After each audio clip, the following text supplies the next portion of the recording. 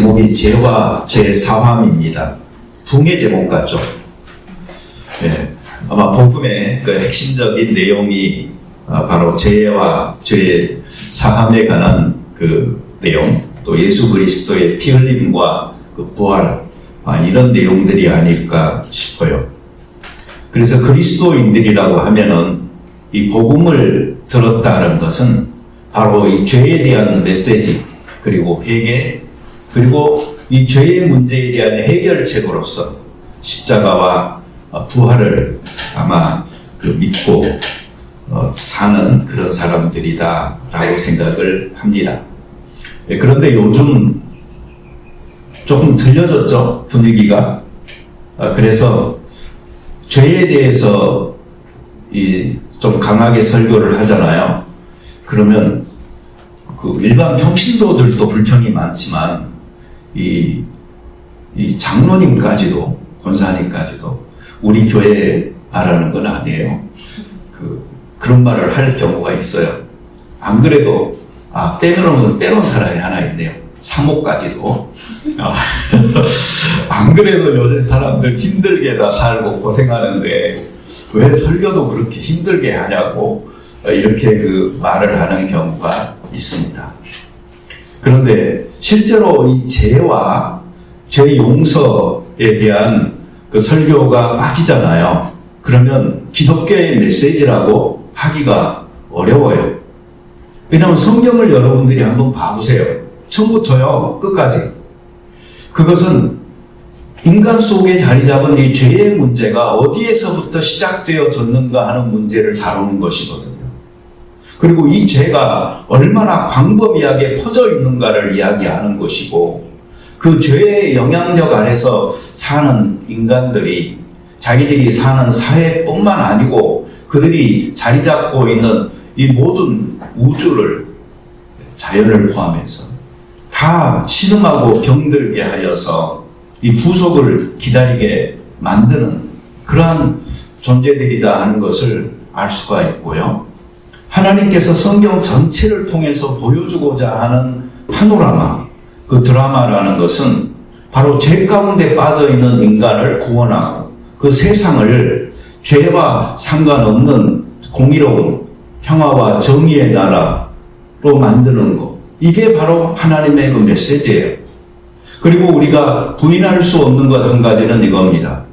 우리는 항상 은혜 받기를 원하는데 은혜 받기 원하는 것만큼 죄에 대한 깨달음이 있어야 돼요. 다시 말하면 죄에 대한 부딪힘이 없이 은혜 받기 원한다는 것은 그저 나 즐겁게 해주세요, 나 평안하고 싶어요, 그럴 뿐인 것입니다. 그러니까 깨어있는 상태에서 정말 자기의 삶을 사는 것이 아니고 그냥 잠에 취해 있는 상태에서 편안하면 되는 상태로 들어가기를 원하는 것이다 라고 생각을 합니다. 사도 바울이 말했던 것처럼 죄가 더한 곳에 은혜가 넘치는 겁니다. 그러니 은혜를 받는다는 것은요, 자기가 죄인이라는 걸 깨닫는 거예요. 그리고 그 죄인임을 날마다 고백하는 것이고, 그 헬플레스니스, 정말 도움 없이요 자기는 죽을 수밖에 없는 사람이라는 것을 깨닫고 하나님께 그 도움을 요청하는, 그것이 하나님께서 우리들에게 주신 은혜 받는 방법인 것입니다. 그리고 이렇게 해서 은혜를 받은 사람들은요, 그 다음에는 하나님의 말씀을 순종하여 가면서 은혜를 받는 거예요. 아담의 그 죄를 우리가 많이 이야기하는데, 아담의 죄의 겉으로 드러난 특징은 뭐였죠? 불순종이었잖아요. 예, 거역함이었어요. 반역이었어요. 그리고 그 반대는 순종이잖아요. 예, 그 원리는 지금도 마찬가지로 작동하고 있는 거예요.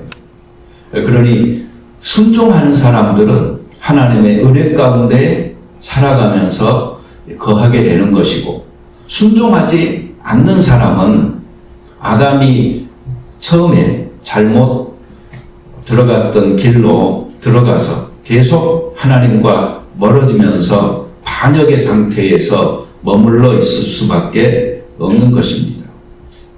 우리가 죄와 죄사함 이러니까 뭔가 좀 거창해져 버렸는데요. 이걸 쉬운 말로 바꾸면 어떻게 될까요? 잘못, 그리고 용서. 이렇게 되는 거예요. 그러니까 이게요, 꼭 성경 속에 있는 우리와 거리가 먼 용어가 아니고요. 우리가 살면서도 많이 잘못하고 하는 것처럼 하나님께 대해서도 우리가 잘못한 것. 그리고 우리가 사람들 사이에 살면서 많은 용서가 필요해서 내가 용서를 하기도 하고 용서를 받기도 하는 것처럼 하나님과의 관계에서도 이 용서를 받는 거죠. 그러니 이것은 그렇게 낯선 용어가 되어져서는 안 되고 우리에게는 좀 친숙하게 다가와야 될 그러한 용어라고 생각을 합니다. 어떤 윤리적인 거, 도덕적인 거, 이런 기준에 어긋나는 것을 보통 우리가 죄라고 생각을 하죠. 그리고 그것은 너가 뭘 하든 상관없는데 다른 사람에게 해를 끼치면 안 돼. 그건 죄야.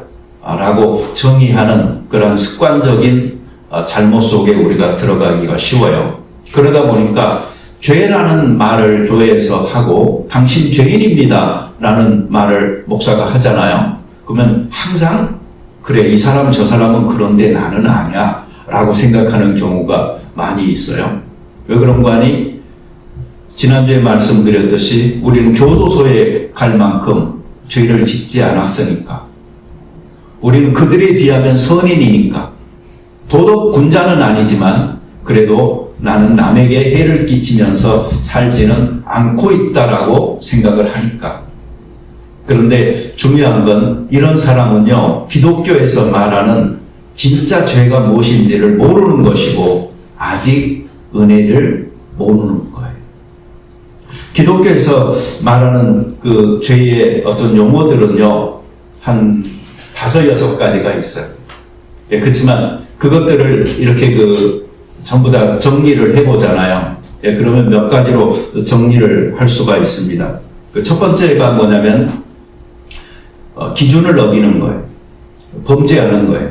율법에서 어긋나게 행하는 거예요. 그리고 두 번째는 빚지는 거예요. 어떤 자기가 해야 될 의무를 이행하지 않는 것. 그러한 것이 바로 죄고요. 그 다음에 세 번째가 단절이에요. 관계가 깨지는 거예요. 그런데 이것들은 전부 다 회복이 다 가능해요. 관계는 회복시키면 되잖아요. 빚은 갚으면 되잖아요. 그리고 내가 뭘 범죄해서 형벌을 받으면 되잖아요. 이것들은 전부 다 그 해결책인 방법들이 주어져 있는 것입니다. 그럼에도 불구하고 이 세 개가 커버하지 못하고 있는 가장 중요한 부분이 있어요. 그게 뭐냐면은 아담의 그 죄의 그 본질이에요. 우리가 선악과라는 말 많이 들었죠. 그렇지만 이상하게 이 선악과 이야기는 주일학교 단골 주제지 어른들 클래스에 감이 못 들어오는 그런 주제가 되어져 있어요. 그러다 보니까 사람들이요, 아담과 하와의 죄 이런 걸 이야기를 하다 보면 원죄라는 그냥 한마디로 퉁치고 말거든요. 그렇지만 그게 실제로 무엇인지를 사람들은 잘 몰라요. 아마 교회 오래 다닌 사람한테도 그걸 설명하라고 그러면 아마 이 정도? 아담이 범죄했는데 그 범죄의 그 뿌리가 우리한테도 성질이 계속 이어지는 것. 아마 그 정도로 이야기할지 모르겠어요. 그런데 그 핵심은 뭐냐면 이겁니다. 하나님이 사람과 사이의 관계에서 설정해 놓은 라인을 넘은 거예요. 왜 하나님께서 다 허락하셨어요? 그래 놓고 선악과 하나만은 먹지 말아라 라고 했잖아요. 그건 선악과라는 것을 만들어 놓고 그 영역은 네 영역이 아니라는 거죠. 그런데 사탄이 와서 나중에 꼬일 때에 뭐라고 말을 하죠? 따서 먹어라. 안 죽는다. 그리고 너도 하나님같이 된다. 이 하나님같이 된다는 게 그 하나님 더가처럼 된다라는 의미보다는 너도 소문자로 가시 될 수 있다라는 거예요. 다시 말하면 또 다른 가시 될 수 있다라는 말이에요. 그러니 이것이 얼마나 큰 유혹이었습니까? 피조물인데, 그래서 피조된 사람이 더 가시 만들어 놓은 선, 그것을 넘지 말고 살아야 되는데, 그것을 설정하신 분이 계시는데, 그것을 자기도 넘어갈 수 있다라는 것. 그거에 대한 도전이었던 거죠. 쉽게 말하면 하나님의 주권에 대한 인간의 침범이었습니다. 그리고 인간은 그 선을 넘음으로 하나님께 속한 주권을 자기의 것으로 가져오기를 원했던 거죠. 선과 악에 대한 그 판단과 기준은 하나님입니다. 그런데 인간 스스로가 무엇이 선하고 무엇이 악한지를 결정하겠다는 겁니다. 그게 바로 오늘날 우리 사회에 만연된 범죄의 이유인 것이죠. 그래서 사람들은요, 그냥 자기 생각대로 살아요. 아, 이건 옛날에는 죄였어. 근데 지금은 아니야. 지금은 막 전부 다 이렇게 사는데 이걸 요새 누가 뭐라고 할 수 있겠나 하면서 그 기준을 하나님이 그어놓은 선을요 너무나 침범하다 보니까 그 영역이 흐려져 버렸어요. 그러면서 사람은 자기가 그 안에서 가시 된 듯 생각하면서 살아가고 있는 것, 이것이 바로 오늘날 우리에게 닥친 문제인 것입니다. 그래서 하나님 중심이 아니고 나 중심이 되어져 버린 거죠. 그런데 이제 여기에서 조금 더 단계를 내려가다 보면 범죄하게 만드는 거예요. 그래서 물질과 명예, 권세로 대표되어지는 것들이 우리에게 죄를 자꾸 범하게 만들게 되는 것이고, 또 이 사회가 너무나 자유롭고 풍요롭게 되다 보니까 이제는 성적인 문제나 또는 어떤 도박의 문제나 인간에게 즐거움을 줄 수 있는 여러 가지 요소들이 다 범죄의 통로들로 자리를 잡게 되어진 것, 이것이 얼마나 불행인지 모르는 것이죠. 여러분, 성경에 보면은 여러 가지 그 죄들이 나오는데, 사막시대의 그 교부들, 은둔교부들이라고 말을 하죠. 그 사람들부터 시작되어져서 교회적으로 정리가 되어져 있는 죽음에 이르는 7가지 죄라는 것이 있습니다. 이거 범하면 죽는다, 치명적이다, 또는 모든 인간들의 죄가 이 뿌리로부터 나온다 라고 말하는 7가지 그 7죄종이라는 게 있는데, 그게 교만, 시기, 분노, 낙태, 탐욕, 탐식도 들어가요. 그리고 마지막에 성욕. 이런 것들은요, 우리들이 범하는 모든 죄악의 그 통로들처럼 하나의 문이라고 생각을 하시면 돼요. 어제 제 거 전화기에 어떤 메시지가 딱 보이는 거예요. 내가 좋아하는 음식, 이게 나온 거예요. 근데 제가요, 그걸 이렇게 보는 순간 그 음자가 을자하고 비슷하잖아요. 그래서 내가 좋아하는 을식, 이렇게 순간적으로 그걸 본 거예요. 그래서 누가 나 좋아했다는 말이야. 그리고 다시 한번 봤더니 우버이트 그 앱에서요, 그 띄운 메시지들이라니까요. 자기가 좋아한 것에요, 사람들은 거기에 뭔가 자꾸 탐닉하죠. 근데 우리가 지금 말한 이 7가지 죄 중에서요, 내가 좋아해서 자꾸 드나드는 문이 있는 거예요. 집에 쥐가 들어오면 잡아야죠. 근데 잡았는데도 또 들어오면 쥐 잡아서 안 되죠. 쥐 구멍을 메꿔야죠. 내가 생각했을 때 나는 이 부분에서 약하다. 나는 이런 죄들을 정말 많이 짓는다. 그러잖아요. 그러면 들어온 쥐 한 마리 잡으려고 자꾸 노력하지 마시고요. 쥐 구멍이 어디 있는가를 찾아보셔야 돼요. 내 삶의 약한 부분이 어디에 자리 잡고 있는지. 그래서 왜 이 통로로 죄가 나를 자꾸 괴롭혀 들락달락 할까? 그래서 그 근원적인 문제를 해결할 필요가 있는 것입니다. 우리가 몇 개의 그 성경들을 읽었는데 우리 그 성경을 좀 잠깐 이렇게 다시 한번 따라가 보자고요. 네, 로마서 7장 24절 오호라 나는 공고한 사람이로다. 이 사망의 몸에서 누가 나를 건져내랴. 누가 말하고 있는 거죠? 사도 바울이 말하고 있어요. 이런 말이 있습니다. 성경이라는 그 반지에 박힌 다이아몬드가 바로 이 로마서 8장이다라는 말이 있어요. 로마서 7장하고 8장을요, 좀 따로 띄워놓고요, 여러분들이 한번 깊이 좀 묵상하고 무릎 꿇으면 자기 삶을 돌아보는 시간을 좀 가졌으면 좋겠어요. 하나님 앞에서 의롭게 살고자 했던 사도 바울이 자기의 전 존재를 사로잡고 있는 그 죄로 인하여서 전율하고 고민하고 정말 이 사망의 몸에서 누가 나를 건져낼 수 있겠느냐라고 절규하는 그 모습을 보면서요, 우리 크리스찬들이라면 한 번쯤 이 경험이 있어야 된다라고 생각을 합니다. 골로새서 1장 13절 14절이요. 그가 우리를 흑암의 권세에서 건져내사 그의 사랑의 아들의 나라로 옮기셨으니 그 아들 안에서 우리가 속량 곧 죄사함을 얻었도다.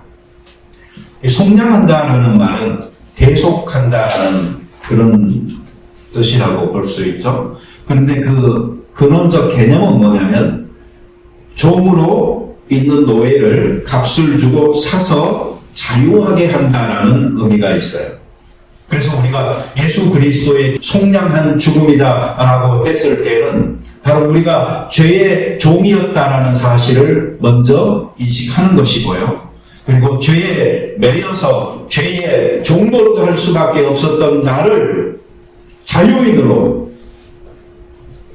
풀어서 책임있게 내 삶을 살아갈 수 있도록 하셨다라는 의미가 그 안에 있는 것입니다.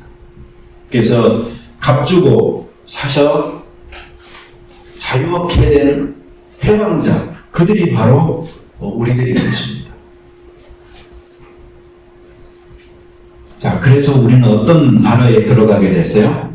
그의 사랑의 아들의 나라. 이게 바로 하나님의 나라죠. 하나님이 통치하시는 나라의 백성이 되어졌다라는 겁니다. 영적 어두움 속에서 그 사탄의 지배를 받을 수밖에 없어서 자꾸 죄의 종으로서 살아가던 자들이 의의 도구가 이제는 되어졌다라는 말이 바로 이 말인 것입니다. 우리 교회 그 홈페이지 처음에 만들 때 하나님의 나라를 위한인가? 하나님 나라를 확장하기 위한인가? 뭐 이런 표현으로 처음에 되어 있었어요. 그래서 밀소 사소인 이게 이렇게 있었는데 제가 그걸 바꾸라고 그랬죠. 하나님 나라를 사는 으로 바꾸라고 그렇게 해서 지금 아마 그렇게 돼 있어요. 제가 생각하는 최대의 그 좋은 말입니다. 그리스도인들은요, 단지 하나님 나라를 위해서 일하는 일꾼일 뿐만 아니고요, 하나님의 나라를 누리는 사람들이고 그 나라를 사는 백성들인 것입니다. 그러니 우리는 죄 가운데서 해방되어졌다. 그리고 자유하게 되어졌다. 이제는 종이 아니고 자유민으로서 하나님의 나라의 백성으로서 하나님의 나라를 스스로가 향유하면서 하나님의 나라를 나눠주면서 보여주면서 사는 백성들이다 하는 생각을 가지고 살아가는 것 얼마나 꾼인지 모릅니다. 에베소서 4장이요 31절 너희는 모든 악독과 모함과 분냄과 떠드는 것과 비방하는 것을 모든 악의와 함께 버리고 이 구절 읽으면 되게 힘들죠. 근데 그 다음 구절 읽어보세요. 서로 친절하게 하며 불쌍히 여기며 서로 용서하기를 하나님이 그리스도 안에서 너희를 용서하심과 같이 하라. 얼마나 가볍고 밝고 좋습니까?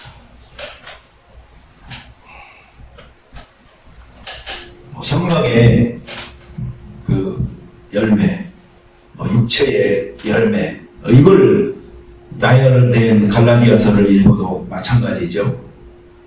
그리스도인들은 이미 하나님의 자녀가 되어졌고 하나님의 나라를 사는 백성이 되어졌으니 악독, 노함, 분냄, 떠드는 것, 비방하는 것, 악의와 함께 전부 다 내버려야 돼요. 그리고 서로 친절하게 하고 불쌍히 여기며 용서하기를 하나님이 그리스도 안에서 너희를 용서하심과 같이 할 줄 알아야 되는 것입니다.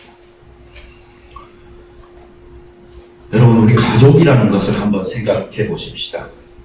가족이 유지될 수 있는 이유는 뭘까요? 엄마, 아빠가 있기 때문일까요? 아니면 브라더, 시스터들이 그냥 서로 가족에 대한 소속감을 가지고 살고 있기 때문일까요? 또는 가족 속에 어떤 악함이나 시기나 분노나 이런 것들이 없어서 그럴까요? 다 아니죠. 따라서 합시다. 끊임없는 용서가 가족을 가능하게 하는 겁니다. 서로 용서하는 거예요. 끊임없이. 왜? 가족이기 때문에.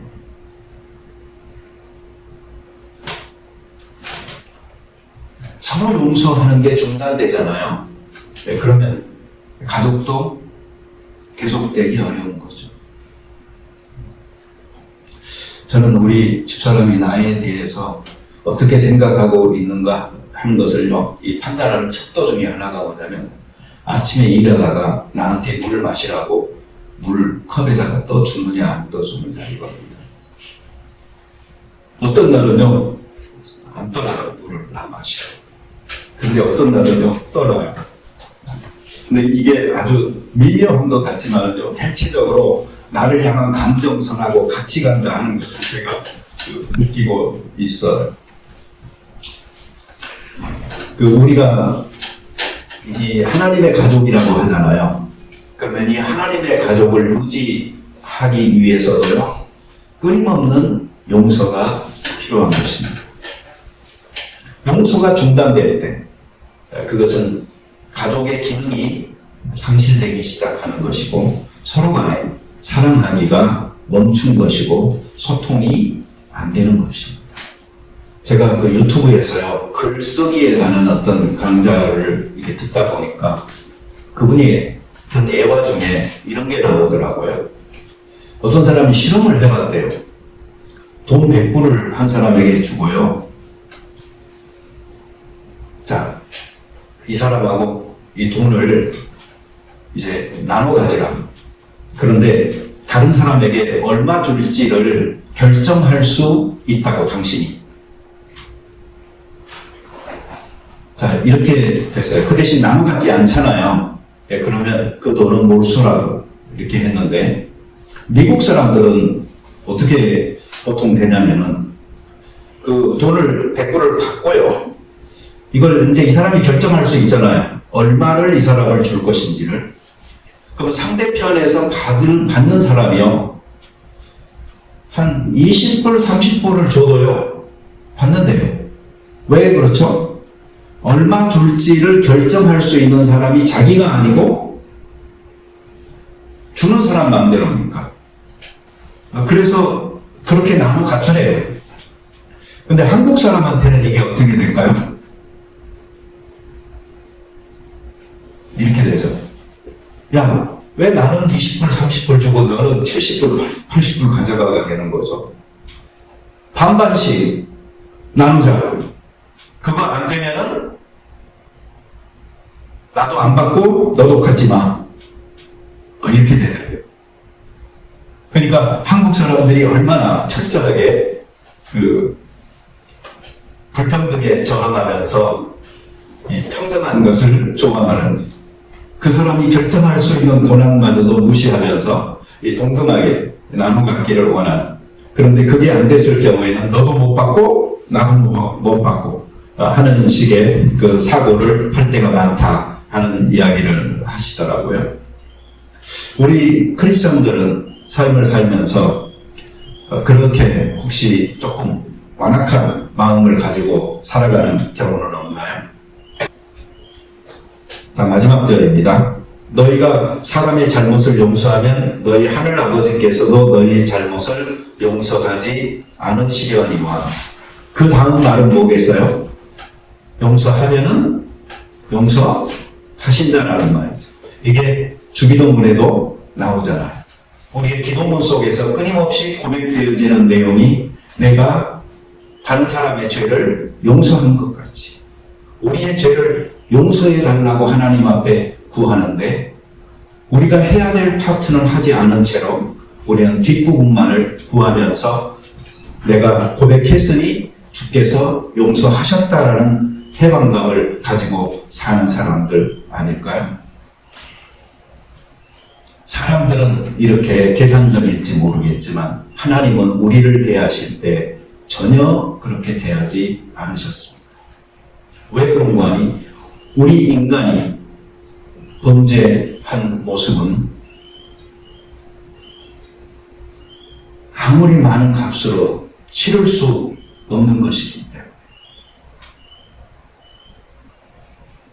그래서 오직 값없는 용서만이 그것을 가능하게 할 수 있는 것이기 때문에 그의 아들 예수 그리스도를 보내서 값없이 돈 없이 와서 살 수 있는 은혜로 우리에게 주신 것이 바로 복음인 것입니다. 그러니 하나님의 은혜 생각할 적마다 우리는 얼마나 큰 죄인이었는지를 잊어버리지 말고 다시 기억하고, 그 은혜가 나에게서 그냥 타협되어진 수준에서 받아들이는 것이 아니고,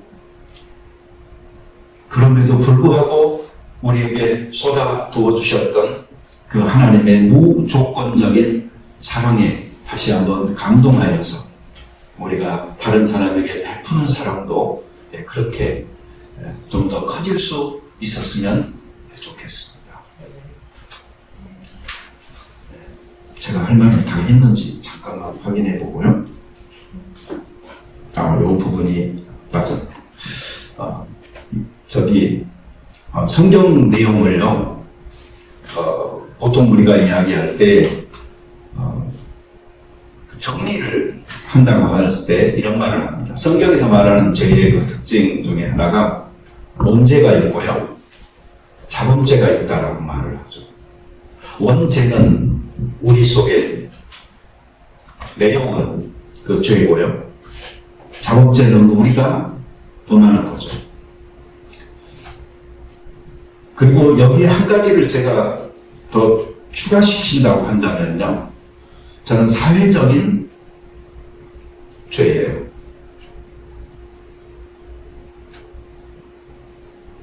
이 구약 성경의 메시지들을 보면은 선지자들의 외침 속에 사회적인, 구조적인 이 죄에 대한 책망이 많아요.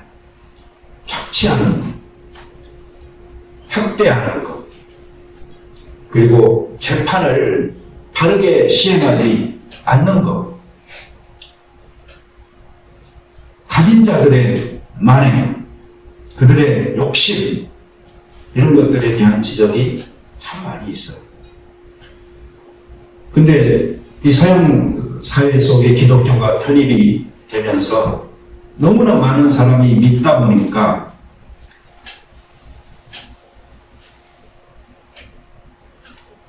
그 유리한 복음으로 바꿔버린 게 있는데 그 부분이 바로 성경에서 말하고 있는 이 사회적인 구조적인 죄에 대한 메시지가 약화되면서 개인적인 죄에 대한 지적으로 너무 흘러가 버린 거예요.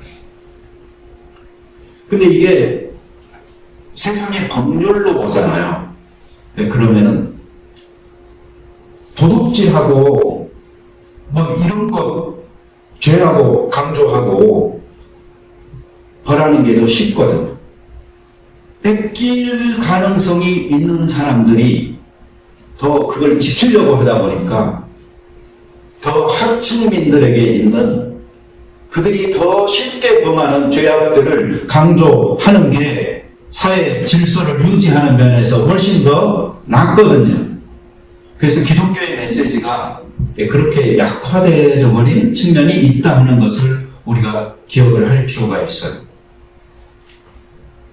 그래서 이 사회적인 죄악들에 대해서도 우리는 스스로가 눈을 좀 뜨고 지적할 필요도 있고, 그리고 우리가 그러한 불의한 구조를 세습하고 너무 익숙해져서 거기에서 우리를 기득권자로 갑질하는 자들로 서지 않도록 노력해 나가는 것, 이것도 참 중요하다라고 생각을 합니다. 우리 같이 기도 드리겠습니다. 자비로운 주님, 이 죄와 죄사함, 우리에게 있는 많은 잘못과 허물들을 용서받기 위해서 하나님을 바랍니다. 그러나 보다 근원적으로 우리가 하나님에 대한 반역을 멈추기를 원합니다. 그래서 우리가 또 다른 가시 되어져서 나의 영역을 형성하고 내가 거기에서 내 주권, 내 욕심대로 살기를 원하는 것이 아니고 하나님의 선하신 통치 앞에 나를 맡기며 첫째 아담이 불순종하여 죄악이 만연돼 버린 세상의 구조 속에 살면서 느끼는 이 불의함, 이 분노들을 둘째 아담 예수 그리스도가 온전히 이루어 새로운 질서로 만들어 놓은 세상 가운데서 우리가 누리면서 전파하면서 살기를 원하옵나니 주여 우리로 하여금 하나님 나라의 친백성으로 살아갈 수 있도록 축복하여 주시옵소서. 그리고 죄에서 용서 받은 자 다시 죄를 용서해 달라고 고백하는 것은 좋으나 죄책 가운데서 영원히 헤어나오지 못하는 불행함이 없도록 도우시고 너무 자주 죄를 용서해 달라고 외치는 것 그 자체가 하나님 앞에서 믿음 없는 고백이라는 것도 깨달을 수 있도록 도와주셔서 하나님 나라의 백성으로서 의의 도구로서 하나님의 거룩하신 표준에 맞게끔 살아가기 위한 그 밝은 쪽을 선택하고 빛 가운데 걸어가는 저희들 될 수 있게 도와 주시옵소서. 예수님의 이름으로 기도드립니다. 아멘.